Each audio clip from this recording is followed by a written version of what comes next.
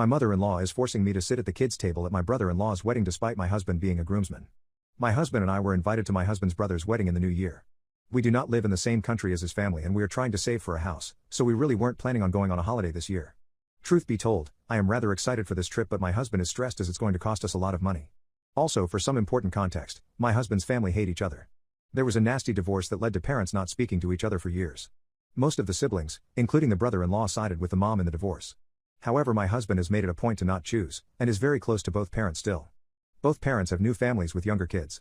Now, 3 months ago, my husband's mother told us that at the wedding we would be sitting at the table with all the other young siblings. Most siblings are under 15 years old. The youngest is 8. My husband asked if we could potentially sit with his dad's side of the family, or his grandparents who we are very close to. However, his mother told him that we are the only neutral family members, so therefore we need to sit with the siblings as this is their first time meeting. The wedding party is worried about potential family drama arising. My husband and I were fine with this as long as we are sitting together. However, a few days ago my brother-in-law asked my husband to be a groomsman, to which he accepted. I was thrilled for my husband as he isn't super close to his brothers. I asked where I would be sitting now that he would be at the wedding party's table. My husband just shrugged and said they likely won't move tables around that much. I asked the bride, who said I was still sitting with the siblings. I asked politely if I could be moved to the table with the grandparents as I'm extremely close to them. The bride politely told me that I am the only neutral party who has met all the siblings, so I could manage the questions and potential arguments arising. Again, this is the first time they are all meeting. I told her that I appreciate this is something that is worrying her, but I am not spending thousands of dollars to be a babysitter. She said she understood, but the seating is final. We argued a little more, but she ended the argument by saying I should be happy to be sitting with the kids because I work with kids and I should be flattered the family trusts me enough with this responsibility. I began to argue, but the bride snapped that if I hated kids this much I shouldn't have become a teacher. Please don't get me wrong, I love his siblings. But they are all at least 15 years younger than I am. I also love kids, I am a teacher, but I want to relax and have a good time at this wedding. I just made up my mind that I will not be sitting at the kids' table. I am going to wander the reception, drink and have a good time. I will be pulling up a chair with the grandparents. I do not think it's a big ask for me to be moved to a table, but maybe I am wrong. My mom and husband think I am overreacting, and I should just sit with the kids. But my coworkers and friends think I should not be forced to babysit or manage potential family fights. My mother-in-law is forcing me to sit at the kids' table at my brother-in-law's wedding despite my husband being a groomsman. My husband and I Zoom called with the bride and groom yesterday to address our concerns about the seating. I asked if it would just be my husband's siblings, to which my brother-in-law said, "We don't know yet. There are other family members coming and cousins who might want to sit with their cousins." I would then say, "So this is the kids' table," and my brother-in-law would say that's not important. I finally asked, "Are you going to blame me if any family drama comes up?" My brother-in-law just said, "That's why you are there, to prevent family drama." The bride then adds my mother-in-law into the chat. She tells me to stop being selfish, and that if I had a problem with being at the siblings' table, it's clear I have a problem being in the family. She also said, if I am not willing to mediate potential family-related questions and problems that might arise, I clearly do not care about my brother-in-law and his bride. And that I want to create problems on their big day. My husband was shocked, and asked what made her say that. My mother-in-law then says that it's clear I have been manipulating my husband away from her family. She accused me of siding with his father in the divorce, and that ever since my husband met me we have been spending more time with his father's side of the family. The divorce happened almost 20 years ago, and we rarely talked to his father. Her only evidence to this accusation was that I am not willing to openly side with her. I was completely shocked by these accusations. My husband said that these accusations are rude and inappropriate, and demanded my mother-in-law apologize, or he will be cutting her off. Mother-in-law started crying. The bride chimed in that we never included them in our wedding, we eloped, and that this was my opportunity to prove myself as a dedicated member of the family. Obviously. This blindsided me as I genuinely had no idea they felt this way. I always go above and beyond for Christmas and birthday gifts. When we visit I ensure I dote on their children, and I always take the ladies of the family out for a ladies' brunch. I can understand our wedding situation is upsetting, but if my mother-in-law had voiced this to us 4 years ago we would have hosted a small ceremony or family celebration. My mother-in-law adds that since I wasn't willing to deal with the family drama at our wedding, I should be willing to deal with it for my brother-in-law. I just sat there, jaw on the floor. My mother-in-law snapped, saying she knew the type of person I was from the second I excluded her from her son's wedding, and I'm a selfish manipulator who wanted to steal her son from her and destroy her family, and that my husband in enabling me by not insisting I put the family's needs before my own enjoyment and babysit the kids during her other son's big day. She was hoping my meltdown would show my husband what kind of person I was. Needless to say, we ended up fighting for a few more minutes before my husband slammed the computer screen down. My husband and I chatted for a moment. He apologized for his family and reassured me he knows none of those things his mother said were true. We turned our phones off and had a date night. John, my husband's older brother, got in contact with us through Instagram this morning. His wife gave me a call, and we talked for hours about what happened. Apparently, The reason they left the family was because my mother-in-law did something similar to John's wife, we will call Sandy. Sandy didn't want a big wedding due to drama on her family's side and decided to have a small ceremony with their friends. She invited my mother-in-law, who refused to attend because my father-in-law would be there. Mother-in-law threatened Sandy she would make sure John left her if Sandy didn't exclude John's father from the wedding. Sandy didn't listen and went through with their wedding as planned. Mother-in-law accused Sandy of cheating and baby-trapping John. Sandy was pregnant at the time. My mother-in-law stalked Sandy and took photos of her out with her friends and with her brother, sending them to John as proof of her infidelity. Mother-in-law posted these photos to Facebook captioning "It caught you, cheater." Relatives began harassing both John and Sandy. John and Sandy moved away and blocked everyone, and have not been in contact with mother-in-law's side of the family ever since. John and my husband had a long phone call this morning, to which my husband apologized for enabling his mother. My husband has gone no contact with his mother and brothers. Am I the asshole for cutting off my husband's long hair because he cheated on me with my twin sister? Disclaimer, this is not my story time. I was sending me on Instagram. Here's a little backstory on the bitch that is my sister. Growing up, she resented the fact that she was a twin. She thought she wasn't special because there was somebody that looked just like her. Therefore, she would call me her mini-me, her replica, and her shadow. My parents would constantly tell her that she should appreciate me because we have a twin connection. Oh, but she hates having the twin connection. My sister was very popular and really into sports. Whereas I was also popular, but I was more into boys and writing songs and singing. She also hated me for the fact that boys preferred me. But she was always in sweaty gym clothes. Both ended up getting into relationships around the same time, except her boyfriend was a total dick and cheated on her. I actually helped her get out of that relationship, but of course she never said thank you. I, on the other hand, was proposed to by my boyfriend. She also hated this. Had 7 months to plan our wedding, and I knew I wanted to start an Instagram to document everything. 3 months into it, my Instagram blew up. And of course my sister hated this too. Started getting a bunch of hate comments. At first I didn't know what it was. It was weird. A few days later, I'm talking to a friend of mine and she decides to tell me everything. My sister went ahead and created 5 fake accounts so she could bully me on Instagram. But of course, I didn't confront my sister. I felt bad for her because I knew that she was hurting. So I decided to give her a pass. Try and remember this part for later. My husband, on the other hand, I thought was a good guy. When we were boyfriend and girlfriend, we saw each other twice a week. But really, it was only because he wanted to do you know what. And I thought that meant he loved me. He would take me out to dinner and sometimes do special things, but it was always followed by a favor, if you know what I mean. I accepted that this is just how relationships are, and that I shouldn't be prudish about it. After we got married, my husband started changing, and my God, women say this so often. He got an amazing job. He was making around $500,000 a year. He bought us a beautiful new house 2 blocks away from my parents, and I loved this because I was close to my family. He also bought me a new car, and get this, he offered to pay for a boob job, which I said no to. This is when my husband decided that he wanted to become a model on Instagram. He started getting together with local photographers, and all he would basically do was upload thirst traps. Now, yes, my husband is pretty attractive. He's muscular, tall, and has really long blonde hair. Now, this long blonde hair is his safety blanket. He loves his long hair. He talks about his long hair all the time, so much so that I've come to hate it.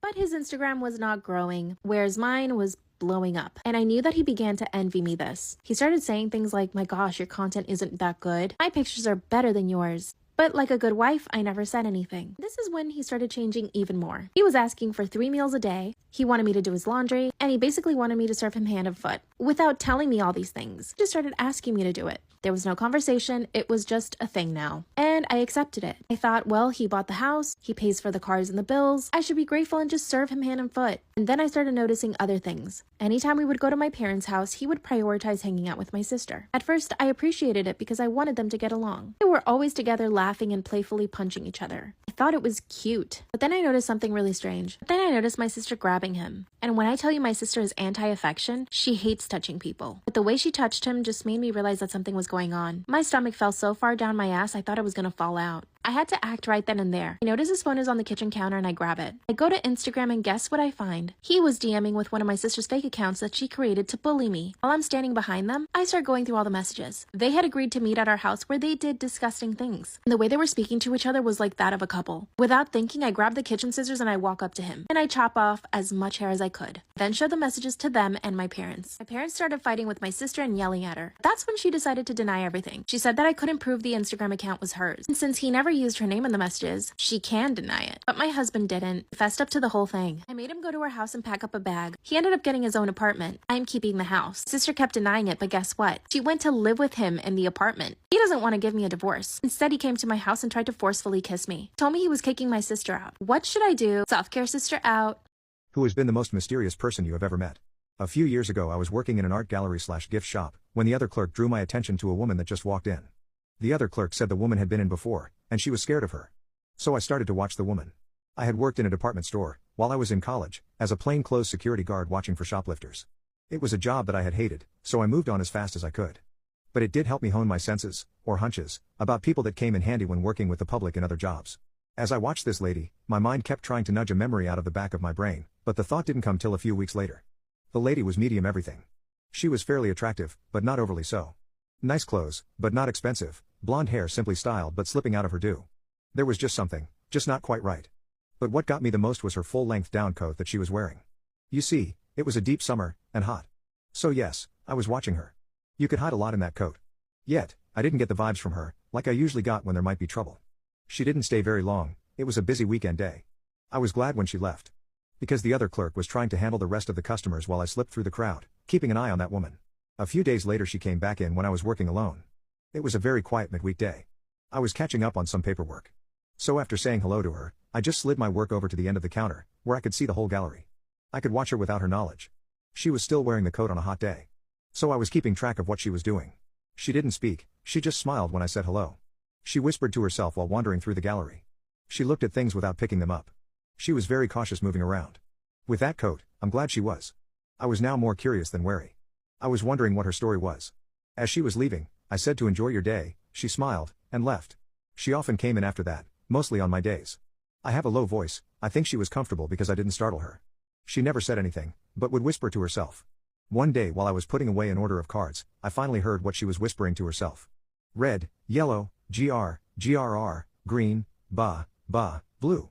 I peeked over to where she was standing, looking at an open wooden child's puzzle. As she was trying to say the colors, she was trying to fit the puzzle shapes into their right holes. She often would trace the letters of book titles. I sometimes could see her forming the letters with her lips. The memory that I couldn't grasp out of my brain weeks ago, came crashing in. She must have had a bad stroke. She was trying to dress herself, do up her hair, and get back out into the world. I found out later I was right. I enjoyed seeing her. She never spoke to me, but she always smiled. I told her if she ever wanted to see anything, just point at it, and I would get it down for her. She never bought anything, but that was okay. It was all right with me, that she was using our gallery to retrain her brain. I kept thinking, what would I do if I were in her place? To be honest, probably not as well. A month or so had gone by, when I didn't see her. It didn't sink in for a while that she hadn't come in.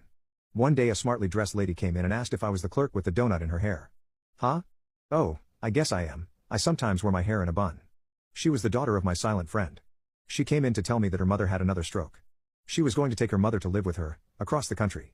She said somehow her mother had told her how kind I had been to her. The daughter thanked me for my kindness. I nearly cried.